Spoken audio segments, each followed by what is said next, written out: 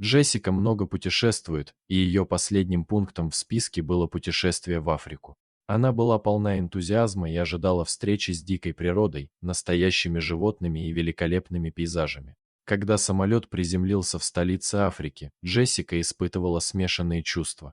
Ее сердце билось быстрее, а возбуждение лишь усиливалось, когда она вышла из аэропорта и встретила своего гида по имени Мэтью.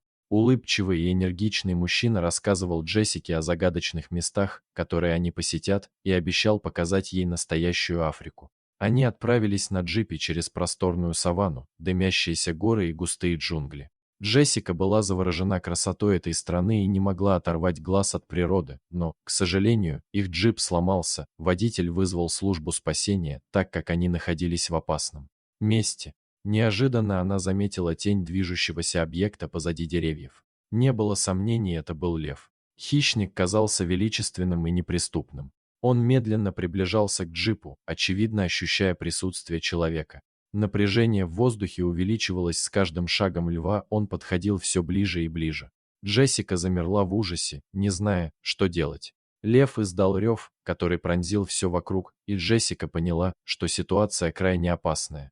От паники она не выдержала и начала рыдать. Мэтью быстро проанализировал ситуацию и понял, что у них есть лишь несколько секунд, чтобы спастись. Он сразу приказал Джессике не двигаться и притвориться мертвой. Женщина с трясущимися руками и сердцем сделала то, что сказал гид. Лев подошел к джипу с равнодушным выражением на морде, его взгляд скользнул по телу Джессики. Сердце девушки билось так громко, что она боялась, что лев это заметит. Хищнику понадобилось несколько мгновений, чтобы осознать, что перед ним уже мертвая добыча. Но Джессика не выдержала, выпрыгнула из джипа и начала бежать, а лев кинулся за ней.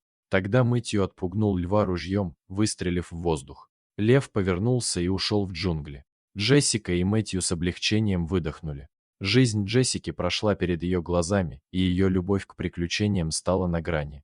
Мэтью быстро достал телефон и вызвал службу спасения еще раз, чтобы они прибыли поскорее и помогли им избежать дальнейших проблем. Спасатели быстро приехали и со спокойствием оценили ситуацию. По пути обратно Джессику охватила смесь эмоций: страх, благодарность, возбуждение и благоговение перед этой безжалостной природой. Она понимала, что приключения имеют свою цену и что каждая секунда может быть последней.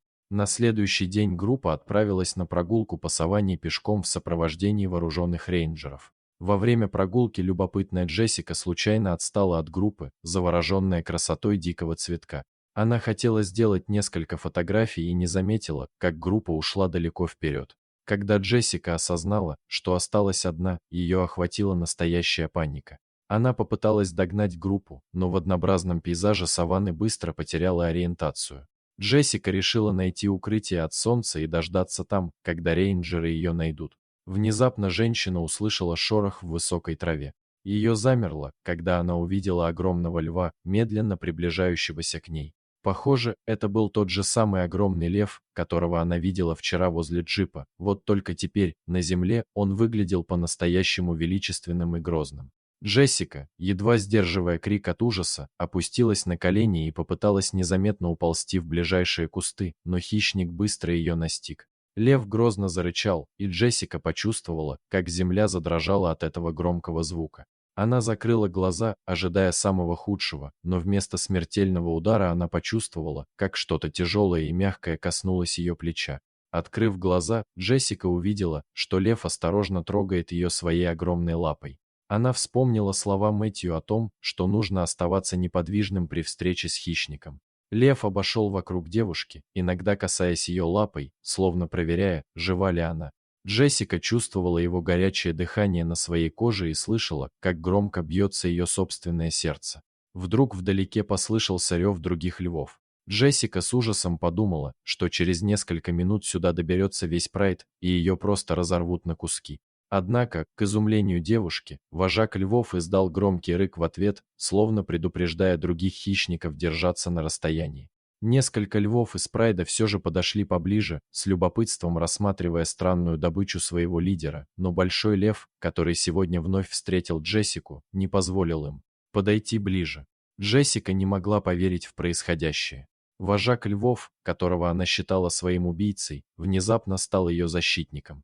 Она не понимала, почему большой дикий зверь пощадил ее, но была бесконечно благодарна ему за это. Прошло несколько часов, которые показались Джессике целой вечностью. Она лежала неподвижно, а лев продолжал охранять ее от своих сородичей. Наконец, вдалеке послышался звук приближающихся джипов. Лев насторожился, но не двинулся с места. Когда рейнджеры подъехали к ним почти вплотную, лев издал последний громкий рык и медленно удалился в саванну. Джессику окружили группа встревоженных туристов и рейнджеров. Она была в шоке и не могла говорить, только без остановки плакала. Позже, когда Джессика, наконец, пришла в себя, она рассказала местным жителям и Мэтью о своем удивительном опыте. Никто не мог объяснить поведение льва, но все согласились, что это было настоящее чудо. Этот случай глубоко повлиял на Джессику, она осознала хрупкость собственной жизни и величие природы. Дорогие зрители, если вам понравилось это видео, то ставьте лайк и подписывайтесь на наш канал. До свидания.